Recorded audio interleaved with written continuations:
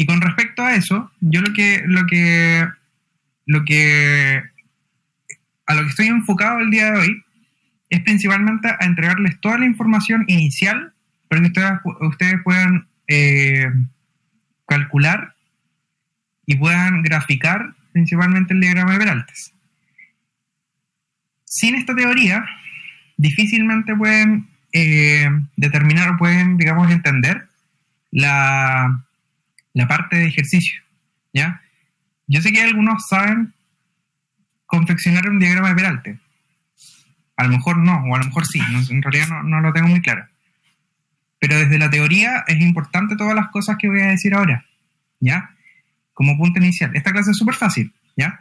Pero el problema es que si ustedes no captan la parte teórica, no van a captar la parte de ejercicio y lo van a transformar a un desarrollo de ejercicios más mecánico que más demostrativo. ¿Se entiende, no?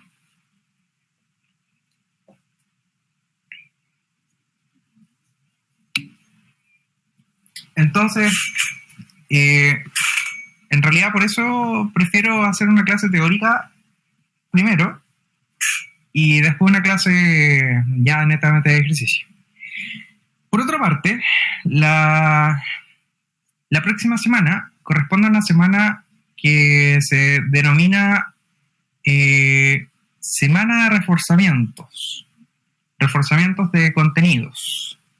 Esa es una semana que principalmente la escuela sugirió y está llevando, o sea, va a poner en marcha, digamos, la próxima semana desde el lunes hasta el sábado, ¿ya? Con respecto entonces a eso, tienen que saber lo siguiente. La próxima semana nosotros vamos a hacer el ejercicio, ¿ya? Pero este ejercicio, en definitiva, va a entrar más que nada como en la categoría de práctica de todo lo que vamos a decir el día de hoy. Entonces, en ese sentido, igual va a ser como una clase, va a ser una clase intensa, ¿ya? ¿A qué me refiero que sea una clase intensa? Va a ser más que nada como con mucha explicación, ¿ya? Con mucho contenido y va a ser, digamos, va a ser pesada, van a tener que anotar mucho. Les sugiero, digamos, que tengan lápices de colores, ¿ya? Les sugiero que tengan por lo menos 4 colores, ¿ya? Para poder dibujar. Yo sé que, por ejemplo, aquí las niñas tienen muchos colores en su estuche, pero hay jóvenes acá, hombres aquí en este caso, que con suerte tienen un lápiz, ¿ya? Con suerte, ¿ya? Bueno, les sugiero entonces que traten de conseguirse lápices de colores, porque es súper importante que todo lo que voy a hacer, y además que tener estos lápices les va a ayudar principalmente a separar un poco las cosas. ¿Se entiende, no?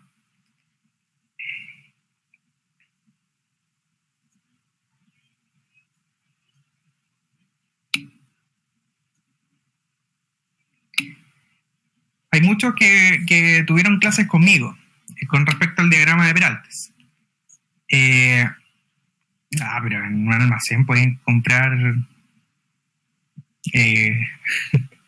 lápices, o en tu casa debes tener lápices.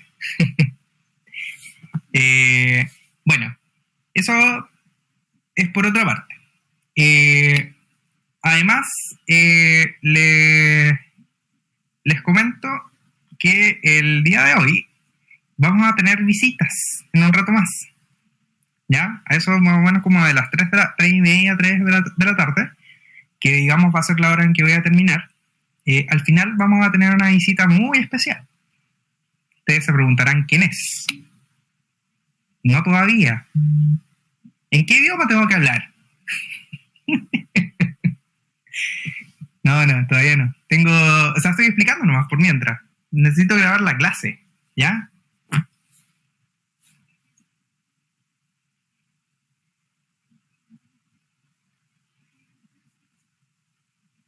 Va a venir entonces el director de carrera.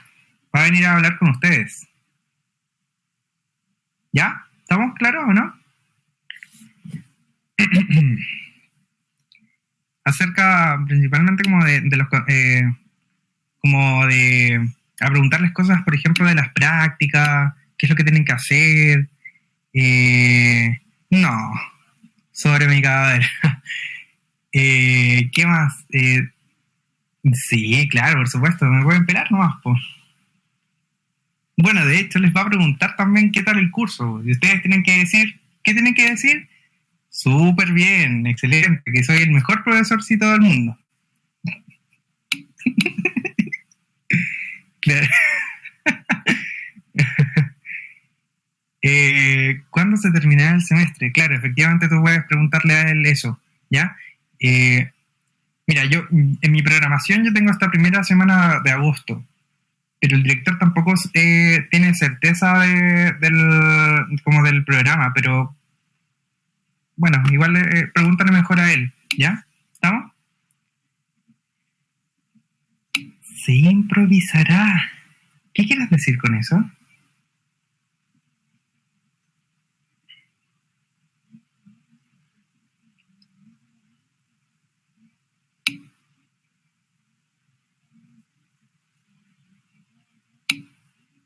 No lo entiendo. Bueno, es que el director tiene digamos, la fecha de término del semestre. Entonces, por eso, y en realidad eso se los tiene que comentar él, no yo. ¿Queda claro? Ya. Comencemos entonces. Creo que me alargué mucho en ese sentido. Bueno. Bueno, hoy día vamos a ver entonces todo lo que tiene que ver con el diagrama de Peraltes. Primero que todo, el diagrama de Peraltes surge principalmente, ¿ya? Recuerden estar anotando todas las cosas que voy a decir, ¿ya? Las cosas que no están en la diapositiva. El diagrama de Peraltes surge principalmente de ese dibujo que sale ahí, ¿ya? La base fundamental del diagrama de Peraltes es principalmente el plano inclinado que se muestra ahí en pantalla, ¿ya? Vuelvo a repetir, que el diagrama de Peraltes se inicia, el estudio del diagrama de Peraltes se inicia principalmente con el estudio de ese plano inclinado, ¿ya? Físicamente estoy hablando. Ese plano inclinado les va a mostrar principalmente cuánto es el grado de separación con respecto a la horizontal que tiene la... ¿Quién me cambia? A ver. Vamos a hacer una cosa. El próximo que toque la diapositiva lo voy a acusar. Y no lo estoy hablando en broma. ¿Estamos? Ustedes dejen tranquilo ese botón. Sigo. El peralte, aquí en este caso, como dice en la diapositiva, corresponde a la diferencia de elevación que existe entonces entre la parte exterior y la parte interior de una curva. Si este auto estuviera girando, a la parte interior se está refiriendo a ese punto. Y a la parte exterior se estaría refiriendo principalmente a ese punto. ¿Ya? Si fuera al revés, las medidas son, digamos, en el sentido contrario. El bombeo de un camino, aquí en este caso corresponde al grado de inclinación o al porcentaje de inclinación del camino con respecto a su posición transversal, ¿ya? Básicamente el bombeo es el que da cuenta principalmente del grado de inclinación de un camino, pero de forma recta, ¿ya? El camino en forma recta, ¿ya? El camino, digamos, en la dirección rectilínea, posee un bombeo, ¿ya? Este bombeo tiene magnitudes, ¿ya? Seguramente ustedes lo anotaron en sus clases anteriores. ¿Qué me puede decir en cuánto varía principalmente el bombeo?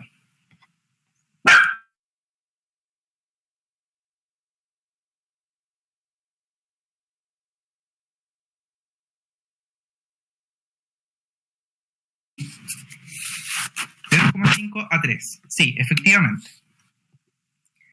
No es hasta 8, porque 8 está girando, estoy hablando del bombeo, no estoy hablando del peralte máximo.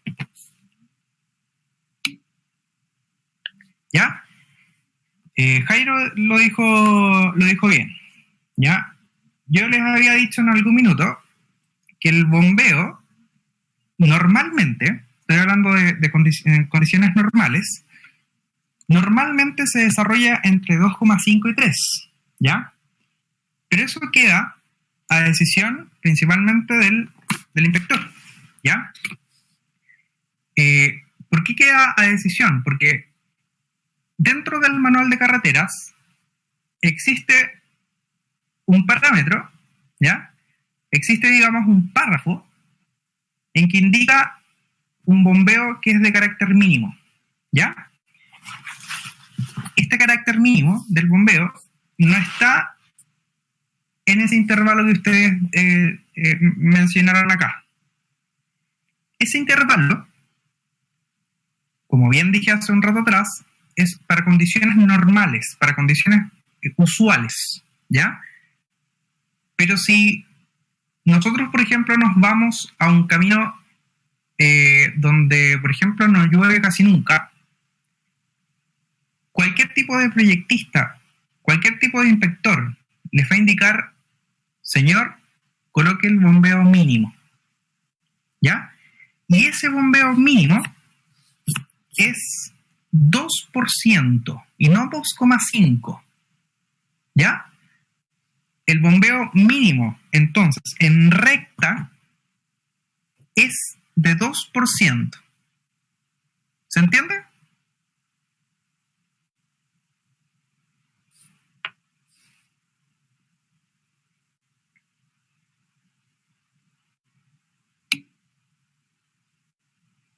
¿Se entiende, chiquillos, o no? Ya. Qué bueno que me entiendan, porque lo que pasa es que el rango siempre es de 2,5 a 3, ¿ya? El rango siempre es de 2,5 a 3. Pero hay zonas en el país donde no llueve nunca. Entonces, ¿qué caso sería, o qué, en realidad, si es que yo coloco un bombeo de 3,5? Si coloco un bombeo de 3,5, la inclinación va a ser muy pronunciada en ese sentido, ¿cierto? Como va a ser muy pronunciada, lo que me va a ocurrir, en teoría, es como que no me va a servir de nada colocar 3,5 en un bombeo. En ese caso debería colocar solamente el mínimo, que serían 2%. ¿Ya? ¿Se entiende? En condiciones desfavorables tú puedes colocar el máximo. Por ejemplo, yo actualmente estoy viendo un proyecto en ¿cómo se llama? En Torres del Paine. Y en Torres del Paine generalmente los bombeos son mucho más altos que acá en el centro y mucho más altos también que allá en el norte. En ese proyecto, por ejemplo, el bombeo se adapta a las calles que están construidas. Y el bombeo que tienen las calles construidas es de 3,5%. Es bastante alto para hacer un bombeo mínimo aquí en este caso, ¿ya? Pero ¿para qué sirve este bombeo principalmente? Para el escurrimiento de las aguas, efectivamente, y los deshielos. En el caso contrario, si que, por ejemplo, me piden un bombeo de 2%, claro, ese 2% efectivamente me va a servir para poder escurrir las aguas, pero no va a tener mayor incidencia. ¿Se entiende o no?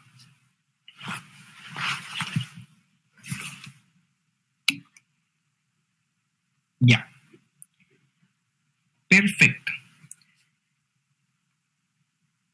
Por otro lado, sí, también puede incidir directamente el bombeo en ese caso. Claro, y eso también se puede dar, se puede, digamos, calcular, si lo quieres. ¿Ya? Sí, claro. Lo pueden estudiar en el manual de carreteras volumen 3. Ahí sale todas las condiciones para el bombeo. ustedes buscan directamente en el capítulo en el que sale especificado el bombeo y van a tener, en teoría, toda la información necesaria disponible. ¿Ya? En realidad no. Cuando tengan tiempo, véanlo. ¿Ya? Pero no ahora si es que no tienen mucho tiempo. ¿Ya?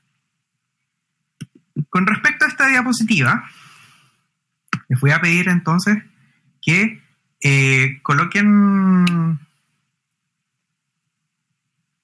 Sí, está grabada Mixi. Pucha, me perdí esta niñita. A ver. Ya. Les voy a pedir entonces que se vayan al extremo izquierdo superior, ¿ya? Para que acerquen la diapositiva porque vamos a ver en detalle cada una de estas partes, ¿ya? Acerquen un poco la imagen. ¿Ya lo hicieron ya?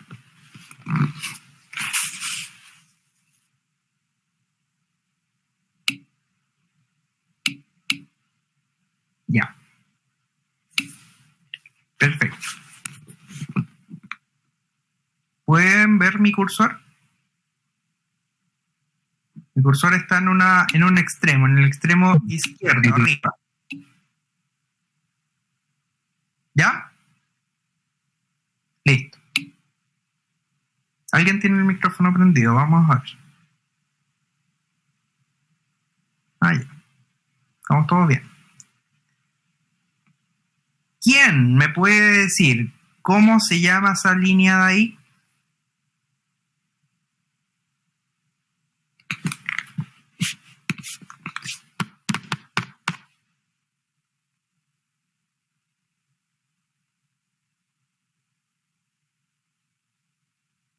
Y no me digan huelga porque no se llama huelga. Muy bien, Franco. Eso se llama línea oficial. Excelente. ¿Qué es, en definitiva, la línea oficial? Díganme.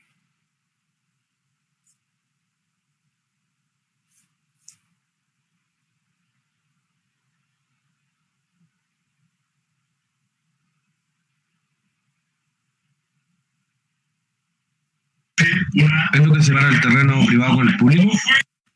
Muy bien, excelente.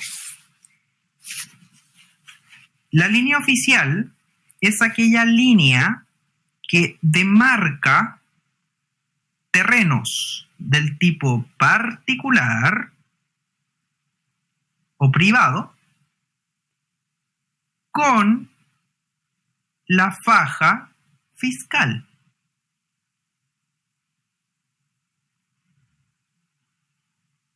¿Anotaron?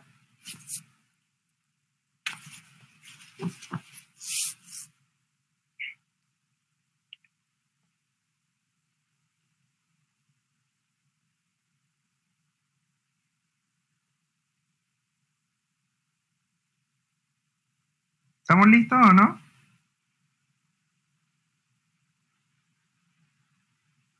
Ustedes me avisan. La línea oficial es aquella línea que demarca, ¿ya?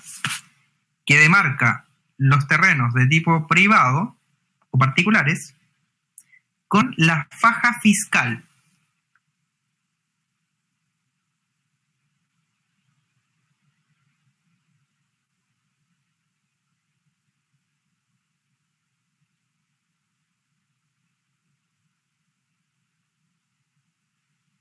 ¿Estamos listos? ¿Ahora sí?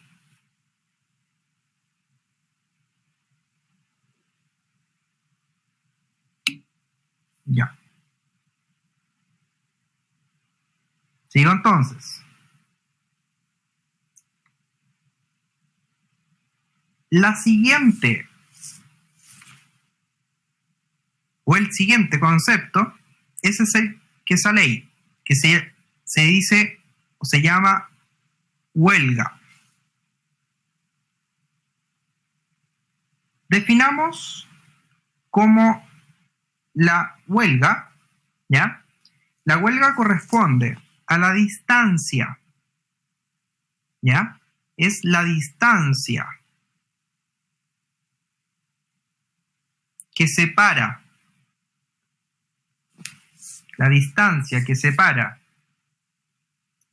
cualquier elemento constituyente del camino,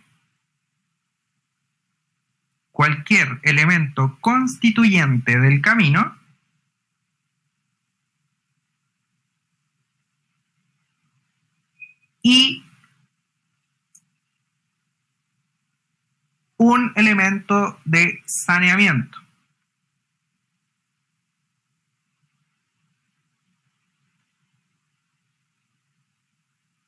¿Se entendió?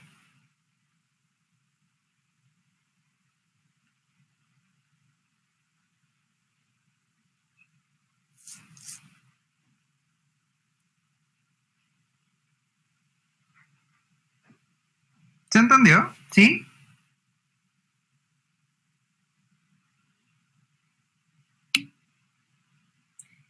Exactamente. Eso es a eso quiero llegar. Por ejemplo, esa huelga de acá corresponde a un elemento constituyente, que es la línea oficial, y además un contrafoso, que el contrafoso aquí en este caso es el elemento de saneamiento. Entre medio también hay una huelga, entre el término del corte del talud y el contrafoso. Si yo me voy más abajo, a la parte del terraplén, que está acá, ¿ven el cursor o no?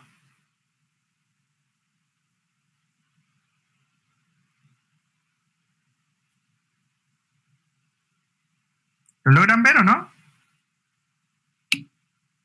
Ya, al lado derecho, efectivamente.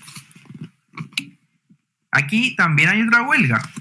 Y esta huelga, digamos, es la que se define, digamos, desde el talud, que es el talud de terraplén. Ese es un elemento constituyente. Y, además, el elemento de saneamiento, que es el foso. ¿Se entiende, no?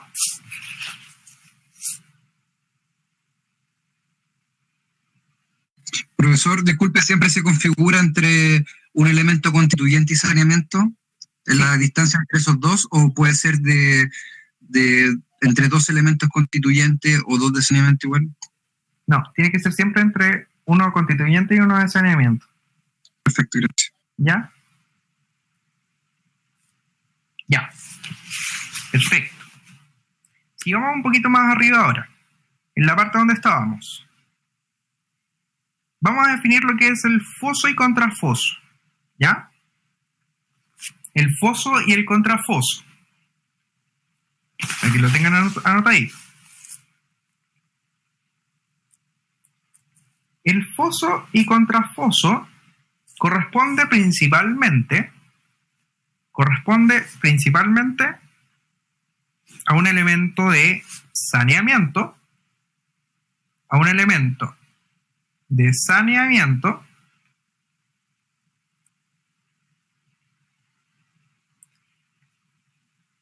en el que se acumulan, ¿ya? En el que se acumulan y escurren,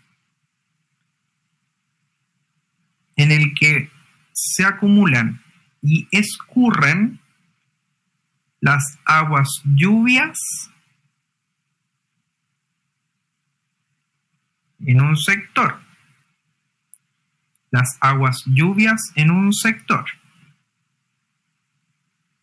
Si quieren, colóquenle un punto seguido después de eso.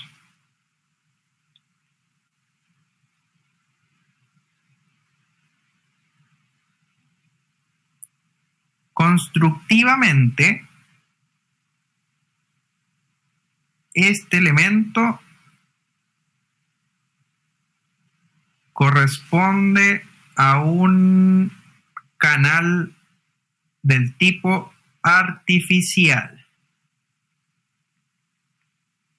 A un canal, ahí le pueden colocar entre paréntesis también que es un canal trapezoidal, ¿ya? Es un canal trapezoidal construido principalmente de forma, ¿cómo dije? Artificial, sí, artificial.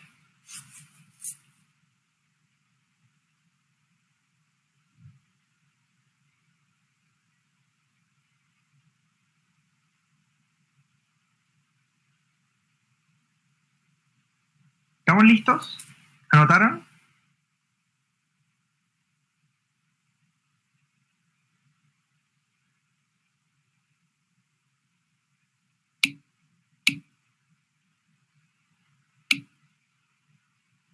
Artificial.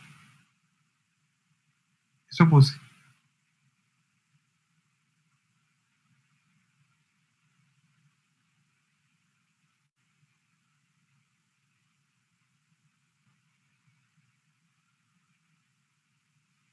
Es un canal trapezoidal, tipo trapezoidal. Construido de forma artificial.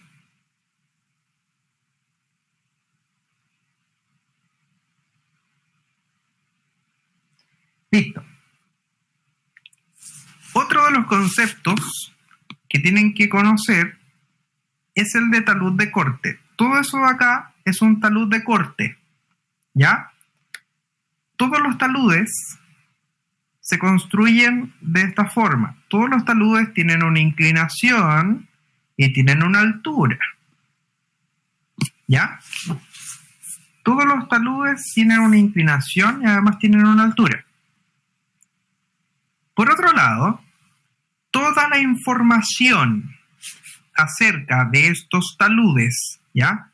Que puede ser de este talud, puede ser de cualquier tipo de talud o hasta de ese banco de corte, toda esa información se encuentra disponible en el proyecto, en la fase de proyecto, digo, se encuentra disponible en los informes de mecánica de suelos, ¿ya?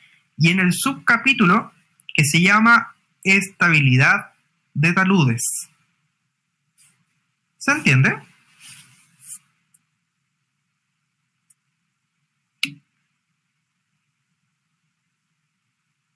¿Quién no entiende? Dígame.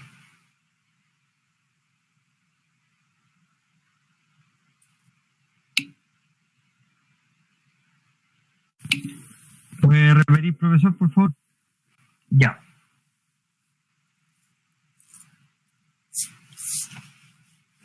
Lo que dije es que toda la información acerca de estos cortes está disponible en la etapa de proyecto, disponible en todos los informes de mecánica de suelos del proyecto, digamos, ¿ya? De cualquier proyecto. Los informes de mecánica de suelos del proyecto en el subcapítulo de estabilidad de taludes. Ahí debería estar entonces la parte de, digamos, todo lo que son las distancias, lo que son las inclinaciones de los taludes que ustedes vayan a utilizar. Ahora sí.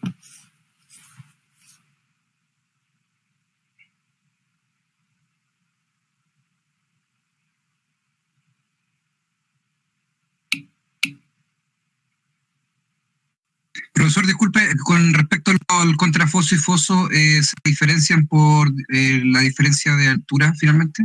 ¿El que está más alto el contrafoso y el foso es lo que está más bajo? Efectivamente, el contrafoso siempre va a estar en el corte y el foso siempre va a estar a los pies del terraplén.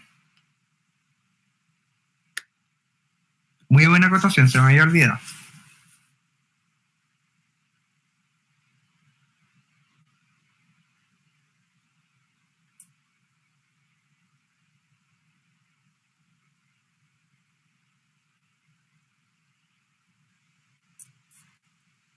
¿Queda claro todo, no?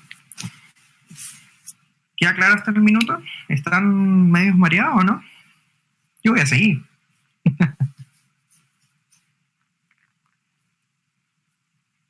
Ya. Sí, vamos nomás. Exacto. Por otro lado, existen lo que son los taludes de corte secundarios y taludes de corte primarios. ¿En qué se diferencia el talud primario con el talud secundario? Se definen o se diferencian principalmente en la posición. Principalmente entonces en la posición. El talud primario se encuentra a los pies del camino, siempre. Un talud primario va a estar siempre a los pies del camino. En cuanto al talud de corte secundario, este talud de corte no se encuentra a los pies del camino, sino que se encuentra a los pies de cualquier banco de corte que esté construido. ¿Se entiende?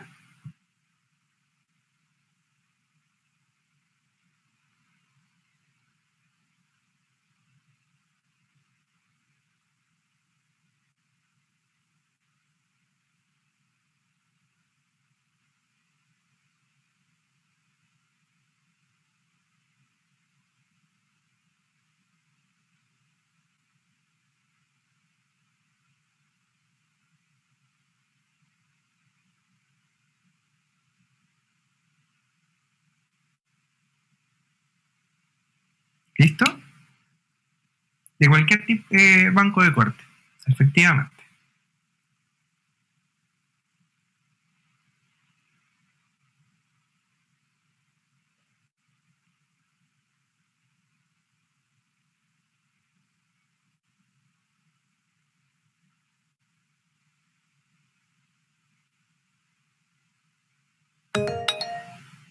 Dígame. Profesor, usted dijo que se diferenciaban en la oposición los taludes, ¿cierto? ¿Cómo la posición? En la posición. En la posición, ya, pero ¿a qué se refiere la posición de que uno va abajo y no arriba solamente? Exacto. Ya. Recuerda decir que es a los pies de. ¿Listo?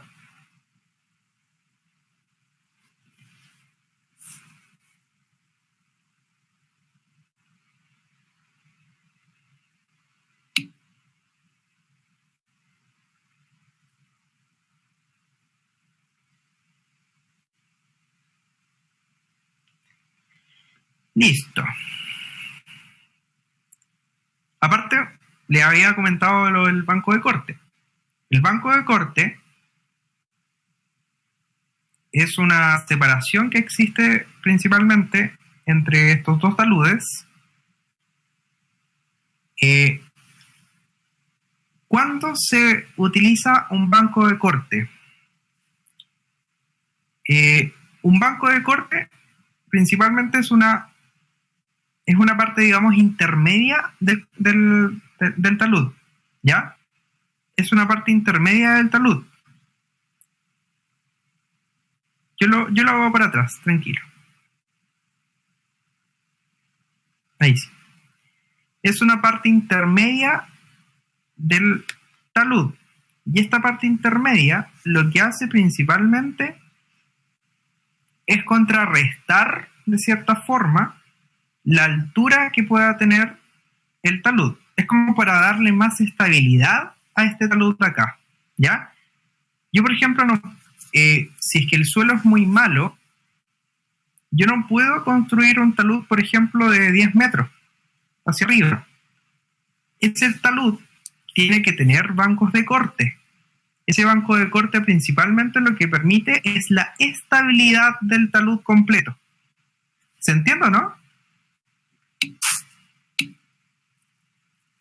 La altura máxima de un talud te lo va a determinar principalmente la mecánica de suelos, ¿ya? Eso, ¿y cuál es, digamos, la condición? La condición principalmente es el tipo de suelos. El tipo de suelos te va a dar principalmente la altura. ¿A cuánta altura yo puedo construir este talud? Y efectivamente puede ser como un descanso aquí en este caso.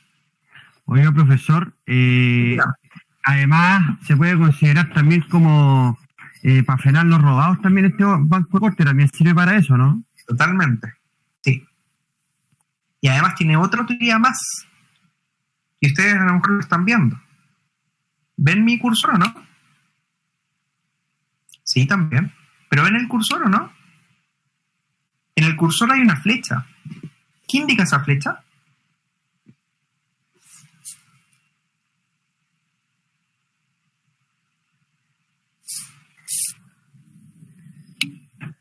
Es una pendiente, profesor.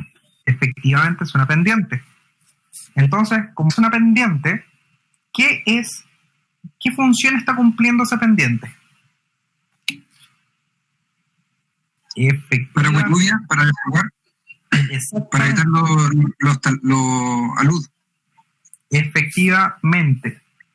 Esa es la funcionalidad de este banco de corte. En realidad, yo necesito que entiendan el día de hoy y que se vayan, digamos, cuando cierren el computador, digamos, se vayan a sus casas, voy a decir, que principalmente en un elemento de suelo, ¿ya? Esto es principalmente para la gente que tuvo mecánica de suelos conmigo. Seguramente yo lo repetí en algún minuto. El agua en un elemento de suelo es perjudicial, ¿ya? El agua lo que hace principalmente es cambiar la forma y cambiar el volumen de una masa de suelo. Entonces, ¿qué quiero decir con esto? Claro, es como es el enemigo aquí en este caso. ¿Qué va a pasar con esto?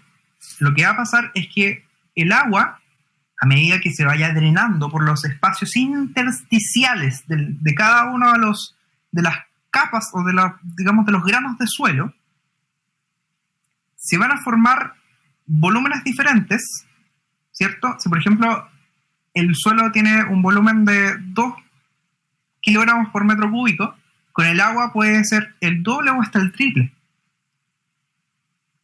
¿Y por qué es perjudicial? Porque ese aumento drástico de volumen puede hacer que este talud de corte completo se derrumbe. O dicho, digamos, de forma más ingenieril, falle. Que haya una falla por corte. El agua es el principal actor, aquí en este caso, de todo lo que son las fallas por corte. ¿Qué es una falla por corte? Es que todo este talud de acá se puede derrumbar hacia la plataforma. Y eso es una de las cosas que más incidencia tiene en la ingeniería vial. Profesor, y acá... Déjeme terminar. Si yo tengo este talud y seguramente el contrafoso que está acá se me está haciendo insuficiente para la recolección de las aguas, preocúpense. ¿Y qué significa eso con preocuparse? Es que seguramente a ustedes como constructores tienen que fijarse efectivamente si tienen estos bancos de corte o no. Si es que las pendientes son muy altas. Si las pendientes son muy altas, entonces tienen que verificar cada uno de los planos y que tienen que verificar los informes de mecánica de suelos. Si las condiciones del suelo son súper buenas, entonces no hay ningún problema. Pero si hay terrenos donde, por ejemplo, hay presencias de arcilla o cosas así que sean expansibles, ahí hay que preocuparse. Y hay que mandar todos los planos de vuelta. Ahora sí, Mariano, dígame. Profesor, en este caso también se debiese evaluar, por ejemplo, muros de gaviones, contención, choque, malla, pernos, cosas así. Pernos de anclaje también, efectivamente. Claro, sí. Adicional, o sea, aquí vamos a ver solamente las partes constituyentes de este diseño finalmente. Sí, claro. Pero ahí son como obras de contención, que finalmente podrían solucionar todas esas posibles variables, ¿no? Exactamente. Ahora, esta clase no es de mecánica de suelo, propiamente total, pero igual le estoy tratando de enseñarles un poco acerca de las fallas, aquí en este caso, que se puedan ocasionar. Y hay que tener cuidado más, po. Cuidado, digamos, en qué es lo que vayan a firmar después, ¿ya? ¿Existe alguna arcilla expansible? Mejor no. Sí, efectivamente. Si hay presencias de arcilla aquí en este caso, la verdad es que no es muy recomendable construir sobre ellas. Lo que hay que hacer ahí en este caso es sacar todo el material malo y colocar material bueno. ¿Se entiende, no?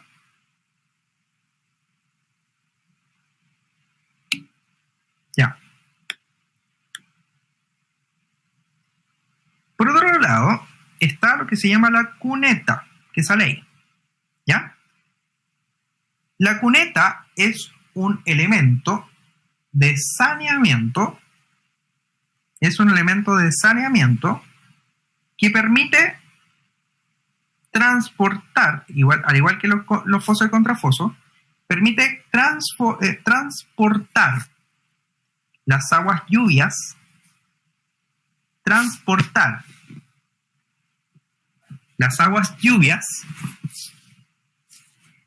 proveniente de la plataforma.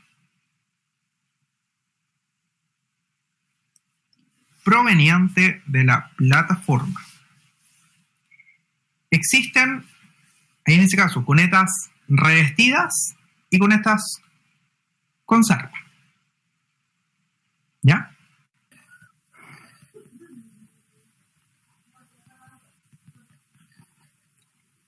Todo lo que tiene que ver con cunetas, con elementos de saneamiento, los vamos a pasar en el capítulo de saneamiento. ¿Entiendes? Dígame. Profe, dijo cunetas revestidas y cunetas, ¿cuáles? Con zarpa. Gracias. Nada.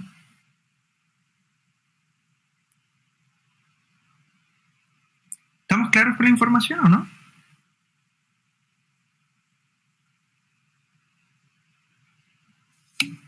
Ya.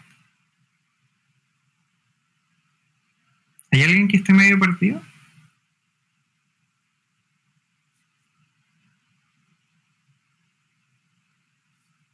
¿Hay alguien que a lo mejor no sabe qué está haciendo acá? Sí. Es que hay uno nomás que me responde, güey. Todos los demás se quedan callados.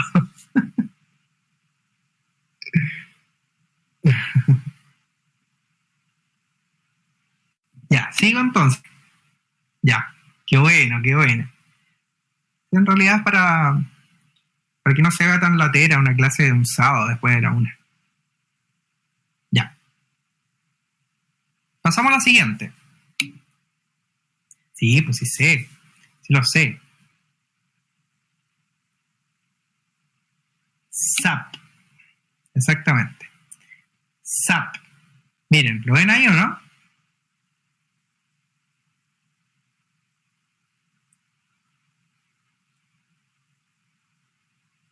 El SAP.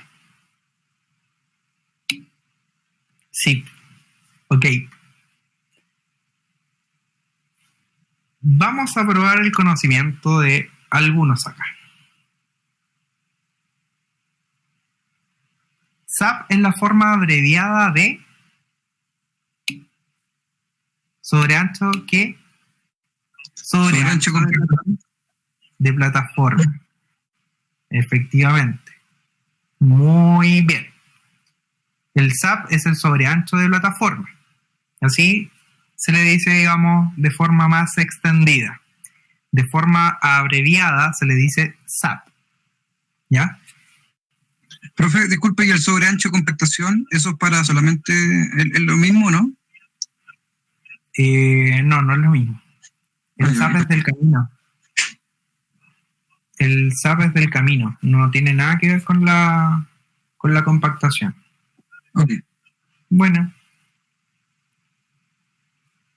El sobreancho de plataforma, voy a definir lo que es el sobreancho de plataforma. El sobreancho de plataforma es una transición que existe entre la plataforma y la cuneta. Es una transición que existe entre la plataforma, hablo de plataforma, estoy hablando de calzada, bermas, etcétera, ¿ya? A todo esto, miren. ¿Ya? Aquí en el dibujo en la plataforma le llaman a la sección completa, incluida el SAP. Pero el SAP, en teoría, es una transición, ¿ya? ¿Por qué es una transición? Porque no lleva el bombeo, o sea, no lleva, digamos, la inclinación que lleva el bombeo. ¿Cuánto es la inclinación que lleva?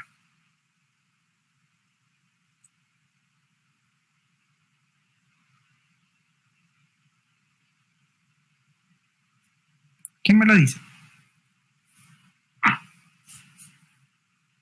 Profesor, ¿y ese 10% de siempre es una constante? Sí. Siempre es constante. Efectivamente son 10%. Por ejemplo, si yo tengo que el bombeo aquí en este camino es de 2%, yo tengo que obligatoriamente construir el SAP siempre en 10%. ¿Se entiende? Sí, o sea, es un bombeo del 10% para... Claro. Es una porción, aquí en este caso, que tiene un bombeo de 10%, efectivamente. Ya. Siguiente definición. La berma.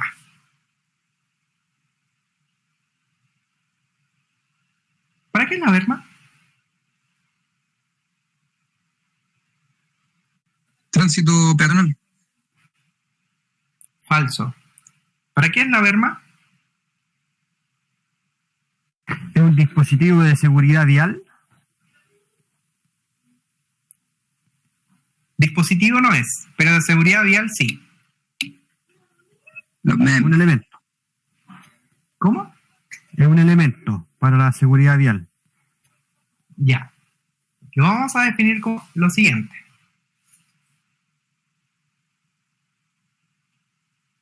La berma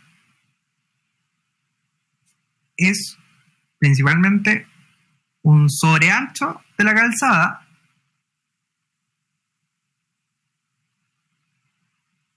¿ya? Es un sobreancho de la calzada que permite la detención de los vehículos en caso de emergencia.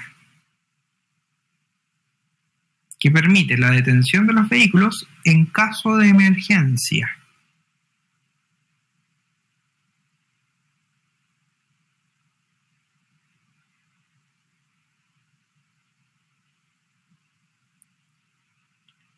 ¿Todo claro?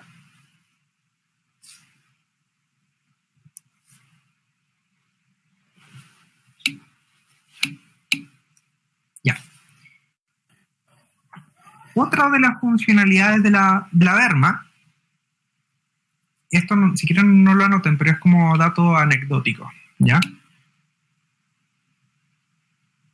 ¿La berma es una carretera? No.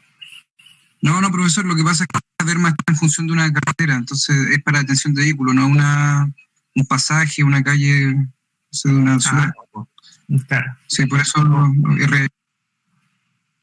en realidad no es en carretera, sino que son como caminos. En un camino también hay bermas, pues. Pero, claro. Pero, por ejemplo, en un conjunto habitacional no, pues no hay que tener una berma. Entre la berma y la calzada ahí no hay una solera. Exacto. Sí, efectivamente. Ahí está como la diferencia. Por eso no es para tránsito peatonal. Sí, claro. Ya. Otra de las funcionalidades de la berma tiene que ver principalmente con el deterioro de los caminos, ¿ya?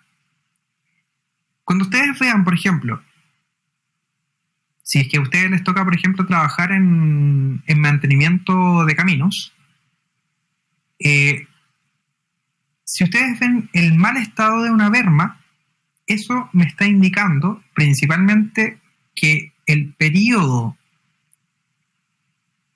de vigencia, ¿ya? O la fecha de vencimiento, como le quieran llamar, del camino, ya está empezando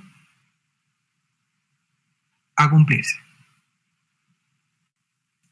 Profesor, ahí entonces, ahí estaría el sobreancho de compactación, pues, para evitar el deterioro, y es donde se tira la berma después para futuro, para Sí. proteger que no se remorone la calzada. Claro, pero sí, efectivamente, pero en realidad tiene otra función en ese caso. ¿Ya? Ok. Uy, ni siquiera sé. Ah, lo último. Y otra de las funcionalidades de la berma tiene que ver principalmente con con el deterioro de los caminos. ¿Ya? Si está deteriorada la berma, eso efectivamente me está indicando que el camino completo debe tener una restauración.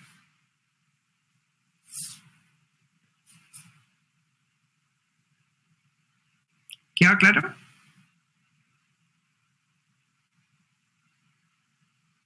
O sea, el dato es si la berma está dañada, ya está mala, es porque ya el camino completo hay que restaurarlo, ¿eso es? Claro. O sea, en realidad eso se mide con ciertos, digamos, elementos en cuanto al deterioro, por ejemplo, con algún tipo de ensayo, por ejemplo. Y todo eso, digamos, el resultado de todos esos ensayos, con el resultado, digamos, de todos estos ensayos se puede deducir, se puede concluir si el camino está cumpliendo su etapa.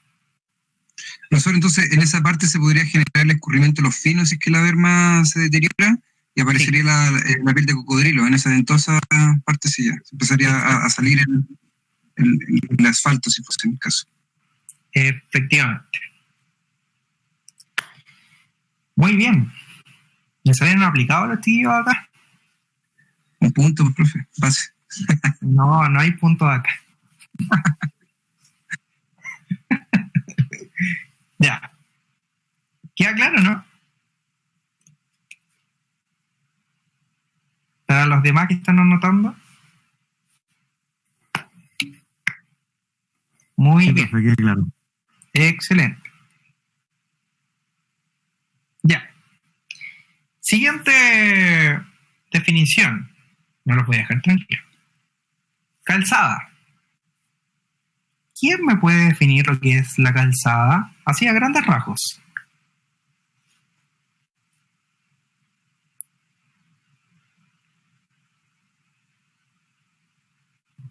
Profesor, Ancho de disculpe, antes que los colegas se tropiecen ahí, la berma tiene también un bombeo, ¿cierto? ¿Igual al de la calzada o puede ser oro? Sí, tiene que ser igual de la calzada. Igual de la calzada, ok. Sí. Ahora sí. Carlos, dígame. Yo, no, iba a dar como la definición pequeñita de lo que es calzada, pero es como el elemento donde transitan los vehículos, es como lo que debería ser. Ya.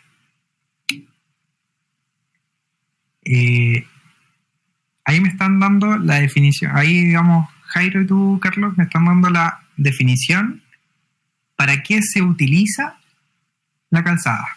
Y yo les pregunté, ¿qué es lo que es la calzada?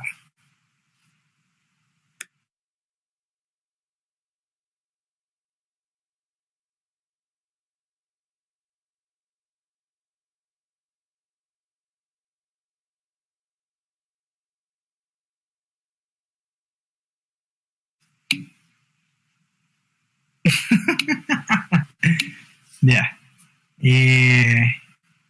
Parte central de la calle entre aceras. ¿Eso lo buscaste por internet?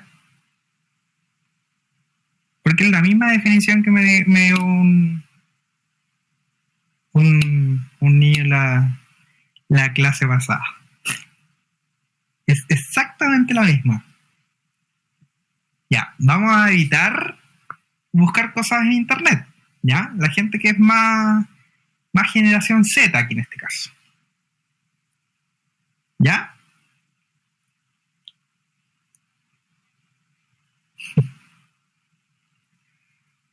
les voy a dar ahora enseguida cuál es la definición de calzada. Y es tan simple que a lo mejor se van a sorprender. La calzada, 2 puntos, corresponde a un conjunto de pistas. Punto.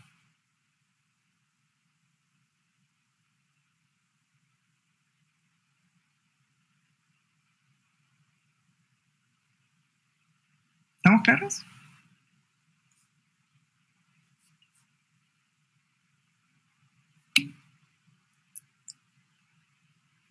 Eso es la calzada, ¿ya? Ahora, ¿cuál es la finalidad de una calzada? Es el libre acceso o libre tránsito de los vehículos. Y ahí viene esa definición que definen ustedes tanto en el chat como por voz. Entonces, ojo con la que les estoy preguntando. Si yo les pregunto, ¿qué son las calzadas? ¿O qué es la calzada? Ustedes responden que es un conjunto de pistas. Pero si les pregunto, claro, si les pregunto, ¿para qué sirven las calzadas? ¿Qué tienen que responder ustedes? Sirven para el libre tránsito de los vehículos. Efectivamente. ¿Estamos claros con la información?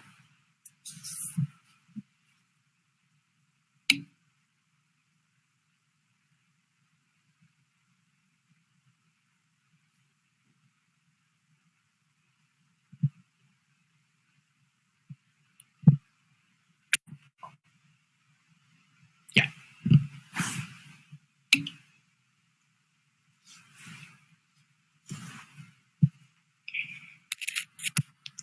La mediana. La mediana, que sale acá, es un elemento central de la plataforma, ¿ya? La mediana es un elemento central de la plataforma.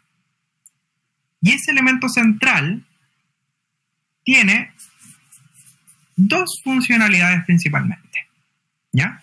Ese elemento central tiene 2 funcionalidades principalmente. La primera funcionalidad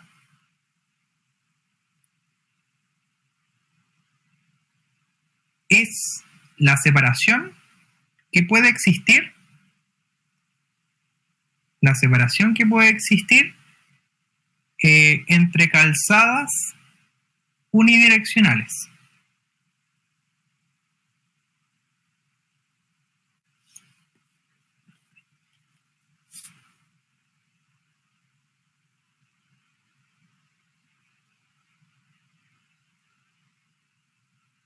Esa es la primera funcionalidad.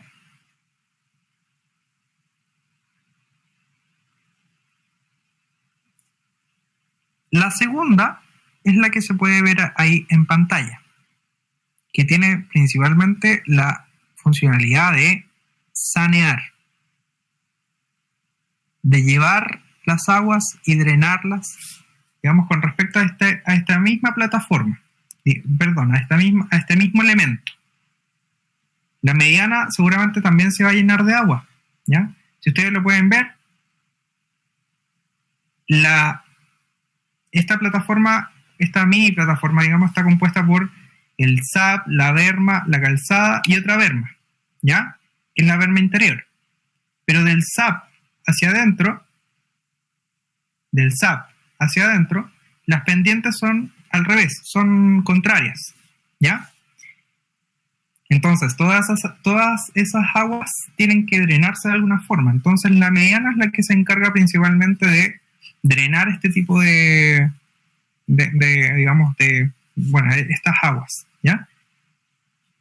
Las ciclovías, con respecto a lo que me mencionas, se construyen después, aquí en este caso, después de las bermas. Y generalmente siempre tienen también ¿cómo se llama? La misma inclinación, el mismo bombeo que toda que toda esta plataforma. ¿Se entiende?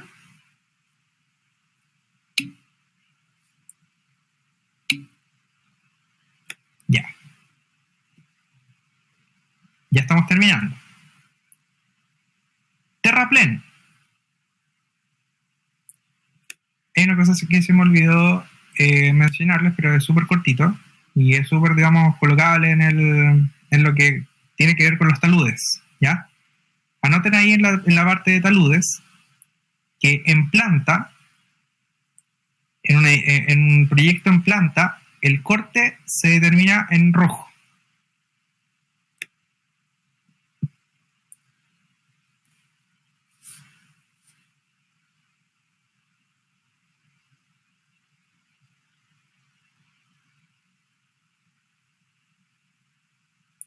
Y el terraplén, que es el que vamos a hablar ahora, se dibuja en color verde.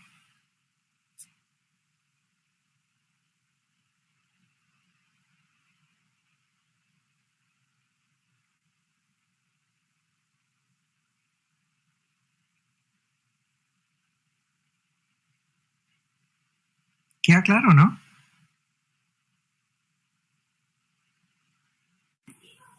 Correcto, todo lo que es extracción de material, ya sea por tronadura o por fractura de roca, lo que sea en un cerro, corresponde a un talud, es color rojo, y todo lo que es terraplén, o sea relleno, corresponde a y se dibuja de color verde, eso es. Totalmente. Excelente.